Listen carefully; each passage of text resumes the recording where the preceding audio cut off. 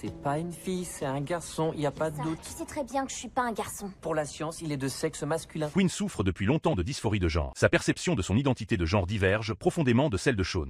Mais biologiquement, À il part la est... biologie, qu'est-ce qui vous dit que vous êtes censé être de sexe masculin? Pendant que la patiente passe son examen d'imagerie, Sean est très curieux de comprendre le monde intérieur de Quinn. Il engage la conversation sur des sujets du quotidien. Quinn accepte aussi de se confier, jusqu'à ce qu'un autre soignant vienne interrompre leur échange. Sérieux, faut vraiment que t'arrêtes de dire il. Quinn ne fait pas une crise d'appendicite. Il a un cancer du testicule. Mieux, je veux pas avoir une pomme d'Adam, une voix grave et des poils partout. Vous pouvez pas faire quelque chose pour empêcher ça? Non, j'ai bien peur que non. Face à cette situation, Sean propose de réaliser simultanément une orchidectomie bilatérale pour éliminer définitivement tout développement ultérieur des caractères sexuels secondaires masculins. Vous voulez castrer mon petit-fils? À 18 ans, je demanderai une opération de confirmation de genre, alors pourquoi ne pas le faire maintenant? Je ne vous laisserai pas C'est faire. pas à vous de décider. Peu après, le directeur de l'hôpital convoque les parents de Quinn en privé. Il les informe que si la grand-mère persiste dans son recours, l'hôpital déposera une plainte pour maltraitance d'enfant. Le père penche pour respecter les souhaits profonds de son enfant. La grand-mère estime que l'enfant est encore jeune et pourrait changer d'avis à l'avenir. De l'autre côté, dans la chambre, Sean remarque que Quinn a le moral bas. Il lui demande ce qu'elle ressent vraiment en tant que fille. À l'école, les enfants me comprenaient pas, alors ils se moquaient de moi. J'ai passé beaucoup de temps toute seule. Quand mes parents m'ont laissé être moi-même, je me suis dit que j'aurais plus jamais besoin de faire semblant. Dans la salle de réunion, les différentes parties débattent longuement sans parvenir à un consensus. Mais Quinn est soudain prise de violentes douleurs abdominales. Sean diagnostique rapidement une torsion testiculaire. Une intervention chirurgicale d'urgence est indispensable. Si vous voulez laisser Quinn vivre la vie qu'elle souhaite, laissez-lui la possibilité de ses choix futurs. Faites ce qui est médicalement indispensable. L'équipe médicale prépare l'opération en urgence. Quand Quinn se réveille après l'intervention, elle réalise vite que les médecins n'ont pas effectué l'opération qu'elle espérait. Non, celui avec la tube. C'est moi qui ai pris cette décision. Ma conscience m'interdit d'enlever un organe sain.